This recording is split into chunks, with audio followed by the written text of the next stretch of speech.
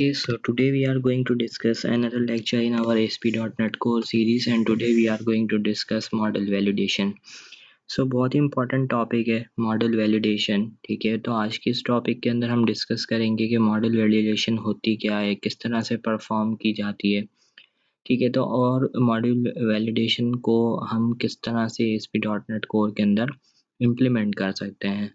सो ये जो आपके पास सीरीज़ है यानी मॉडल वैलिडेशन की, इसके अंदर हो सकता है कि हम 3 से 4 वीडियोस में इसको कवर कर सकें. सो आज के इस लेक्चर के अंदर बेसिक पर्पस ये होगा कि हम समझ सकें कि मॉडल वैलिडेशन एक्चुअली में होती क्या है.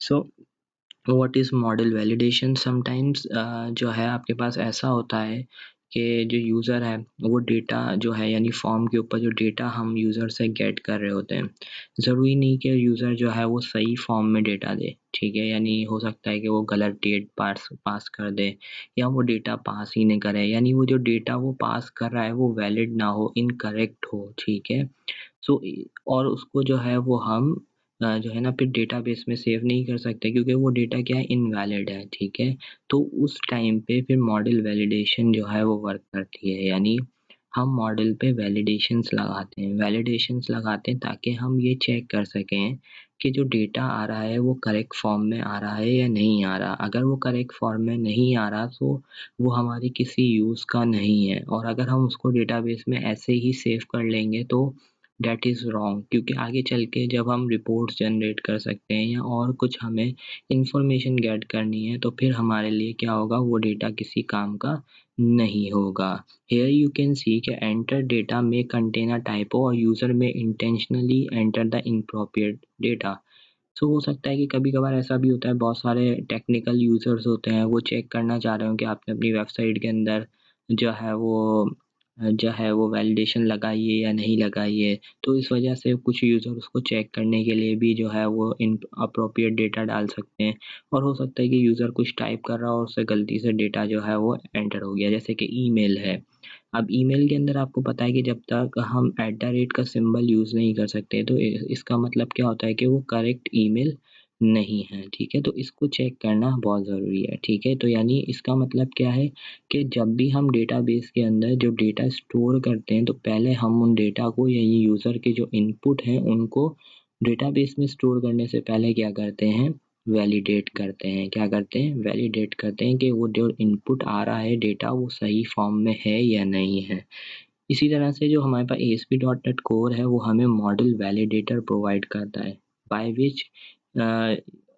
विच वी कैन परफॉर्म वैलिडेशन. ठीक है, सो यहाँ पर आप लास्ट लाइन में देख सकते हैं कि हमारे पास लिखा हुआ है कि ASP.NET core give us model validator which uses the validation attributes. ठीक है, यानी आपका जो मॉडल वैलिडेटर है वो क्या यूज़ करता है, वैलिडेशन एट्रीब्यूट्स हैं उनको यूज़ करता है ताकि वो मॉडल को वैलिडेट कर सके, जिसकी वजह से हमारा जो टास्क है वो ईज़ियर हो जाता है. यानी हमें जो है वो इन वैलिडेशन एट्रीब्यूट्स की मदद से वो जो एक्स्ट्रा कोड है वो लिखने की ज़रूरत नहीं पड़ती. ठीक है, तो ये आपके पास है मॉडल वैलिडेशन का कॉन्सेप्ट. सो फॉर्म डेटा, जब हम डेटा का जो है वो हम फॉर्म से डेटा जो है वो हमारे पास पोस्ट होता है, तो हमने अभी देखा भी था लास्ट लेक्चर के अंदर कि वो जो डेटा है वो कंट्रोलर के एक्शन पैरामीटर के अंदर आके मैप हो जाता है. ठीक है, और ये किसके थ्रू होता है, ये मॉडल बाइंडर का काम होता है. ये किसका काम होता है, मॉडल बाइंडर का होता है.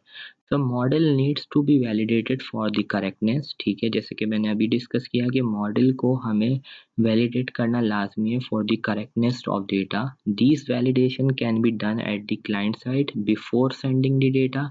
और ये जो हमारे पास वैलिडेशन है इनको हम क्लाइंट साइड पे भी कर सकते हैं डेटा को सेंड करने से पहले सर्वर पे, या फिर हम उसको कहाँ पर चेक कर सकते हैं, सर्वर साइड पे भी चेक कर सकते हैं when the data is receive from the client. यानी जब डेटा रिसीव हो रहा है क्लाइंट से हम उसको सर्वर साइड पे तब भी चेक कर सकते हैं और क्लाइंट साइड पे भी चेक कर सकते हैं. तो क्लाइंट साइड वैलिडेशन क्यों इम्पोर्टेंट होती है और कहाँ पर हमें क्लाइंट साइड वैलिडेशन करनी चाहिए, तो बेसिकली देखें क्लाइंट साइड वैलिडेशन क्योंकि ब्राउज़र के ऊपर हो रही होती है तो इसी वजह से वो क्या होती है, फास्ट होती है. ठीक है, और इसी वजह से वो इम्पॉर्टेंट भी है because of better user experience. User better experience के लिए हमें क्या है, क्लाइंट साइड वैलिडेशन करनी चाहिए क्योंकि वो फास्ट होती है और रिस्पॉन्सिव होती है। जबकि आपकी जो सर्वर साइड वैलिडेशन है, ठीक है, उसमें क्या होता है कि वो आपके सर्वर पे परफॉर्म हो रही होती है, तो इस वजह से इट टेक्स सम टाइम, ठीक है। बट ऐसा नहीं है कि हम हमेशा क्लाइंट साइड वैलिडेशन ही करते हैं। भाई देखिए, क्लाइंट साइड वैलिडेशन करना भी लाजमी है, ठीक है। यानी जब आप अपने मॉडल को बाइंड कर रहे हैं ना, यानी आप मॉडल को वैलिडेट कर रहे हैं, तो इट इज़ इम्पॉर्टेंट कि आप क्लाइंट साइड वैलिडेशन भी करें और सर्वर साइड भी करें, ठीक है। क्यों?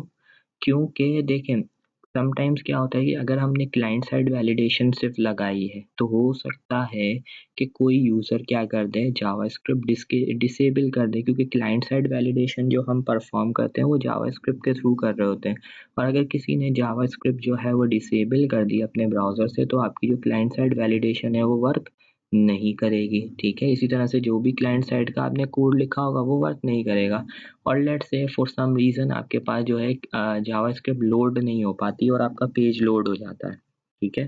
तो डेटा क्या हो जाएगा, वो आपकी डेटाबेस में चले जाएगा। हाउएवर अगर हमने सर्वर साइड वैलिडेशन लगाई होगी, तो सर्वर साइड वैलिडेशन के अंदर ऐसा नहीं होगा, क्योंकि जब डेटा पोस्ट होगा, डेटा आपको मिलेगा, तब वो डेटा चेक होगा, उसके बाद ही वो डेटा कहाँ जाएगा, सिस्टम के अंदर, यानी डेटाबेस के अंदर स्टोर होगा।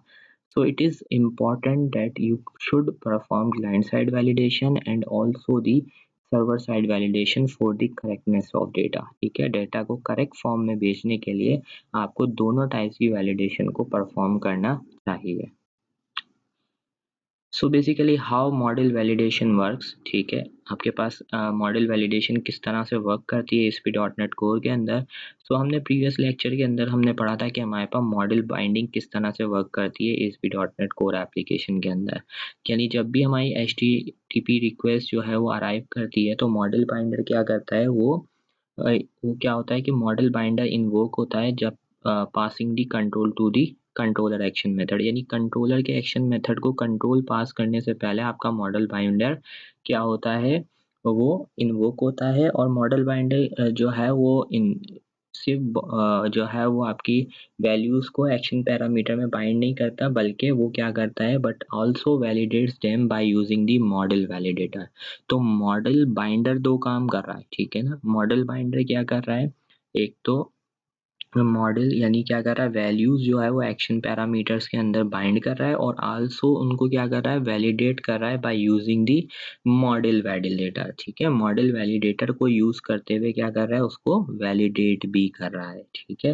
The model validator runs after the model binding, यानी देखिए पर्पस क्या है। जैसे रिक्वेस्ट आई, सबसे पहला क्या हुआ, रिक्वेस्ट आई, राउटिंग इंजन से आपकी रिक्वेस्ट फिर कहाँ हुआ, फिर आपका मॉडल बाइंडर जो है वो क्या होगा, वो होगा आपके पास इन्वोक होगा, ठीक है। तो मॉडल बाइंडर जो है वो बाइंड करेगा वैल्यूज़ को, फिर मॉडल वैलिडेटर क्या करेगा, वैलिडेशन परफॉर्म करेगा, और देन आपका जो है वो क्या होगा, कंट्रोल पास होगा आपके कंट्रोलर के एक्शन मेथड को।